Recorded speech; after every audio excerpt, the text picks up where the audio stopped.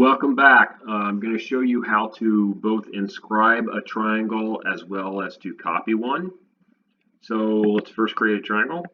So 1, 2, I'm going to make this kind of scaling, which means that way it'll be more obvious when I do this. Let's see, what do I want to do first? I think I want to inscribe one first. So to inscribe one, what I need to do is pick two of the sides to bisect and create a perpendicular bisector, which means the fish, which I'm going to do. I'm going to do it that way, and then I'm going to show you the shortcut. So if I wanted to do the fish over here, go from here to there, oops, from here to there, from here, why are you doing this? From here to there, and then use my line to create a perpendicular bisector. So that cuts this line in half. At 90 degrees. And so I'm going to do it for this one over here. And actually, it doesn't matter. In fact, I'll do it for both of the others. I'll do the other one last. But there's a trick you might want to do. Rather than do the fish, one of the other options here is to first find a midpoint. So there's the midpoint. And then I can use my perpendicular tool to say, okay, put that through there. That is exactly the same thing now. That is exactly the same thing as doing the fish. I don't have that on there, but once again, it's a midpoint, so it's a bisector, and it's perpendicular. So that's just a quick way to do the fish. And so where these intersect is actually the center of the circle that what's called inscribes these things.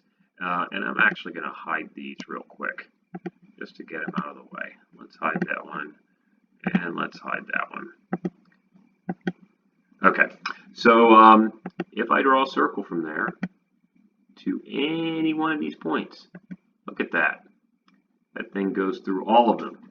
And in fact, let me do my trick again. Once again, if this last one that I haven't done the perpendicular bisector first, I'm going to find the midpoint, which is right there, and I'm going to find a perpendicular line through it. So I'm going to go back and click on that line, except I think I clicked on the wrong thing. Nope, I clicked on something wrong. Okay, undo. Let me make this a little bigger. Okay, see how that works? Isn't that cool? Okay, so once again, I was trying to put a perpendicular on that guy. Perpendicular right there, except I missed. Oh, I'm just using up time. There we go. There we go. So notice that one. So it didn't matter which one I did. If I could have not done this one, and that would have still worked. Okay, except I just deleted the circle. What did I delete? Oh, maybe because that intersection says. Anyway, pretty cool. No matter where I move it, it stays inscribed in there. So once again, bisect two. And the reason that works essentially is because any two chords, so if I got rid of this side of my triangle, you know, just this chord here and this chord here bisected always finds the center of a triangle. Okay, that took more time than I wanted. Let's do one more. How do I clear everything out? New. Okay, now I want to copy triangle. So I want to copy a triangle, and once again, I'm going to kind of make it look scaling so it's more obvious when I copy it that I copied it. So I'm going to try to copy this thing over to this point right here, that point. In fact, I want to do it along this ray. I'm going to copy this thing along this ray here. Having lots of trouble with my trackpad here. I'm going to delete this one. Okay, so the way we can do it, first of all, we need to measure one of the sides. I'm going to pick this side first. And once again, ignore that dot right there. Let's hide that one. Okay, so I'm going to say, okay, this side is this big. And then I'm going to go use my compass tool to say, oh, okay, I need to make one that's this big. And it's going to say, okay, where would you like to make that this big? And I'd like to make it right there. So that essentially is that side right there. And once again, this is kind of magic paper now. That compass, whenever I make that smaller, that thing's going to get smaller there.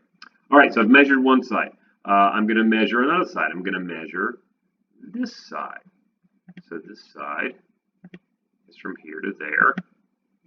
And I'm going to go back and say, okay, I'm going to duplicate that right here.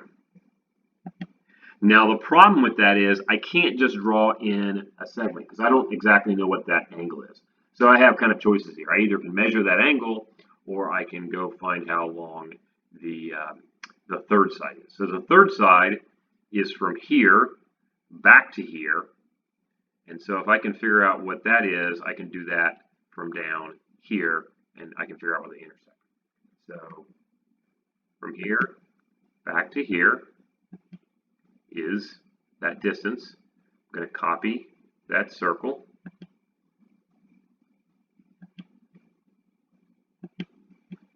Bring it down here. Oops. And I put it in the wrong place.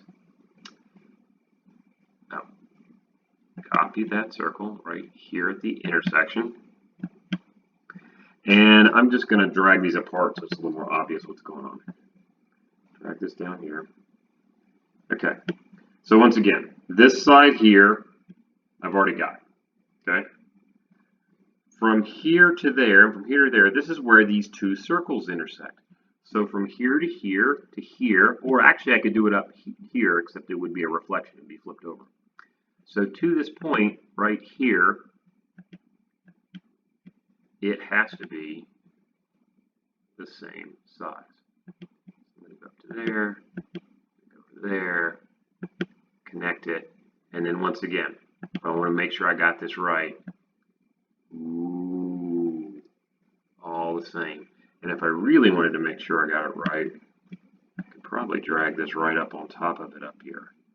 You can see that these guys were identical. I can rotate this guy right. And I'm having a little trouble rotating it right. Oh, I know what's wrong. Let's unclick our hidden object. Let's tilt this guy. There we go. Ooh, almost perfect. And that is actually a sign of congruence. If you can overlay these two things perfectly, then those things have to be congruent. It's not perfect, but it's pretty close. Okay, there you go. Ciao.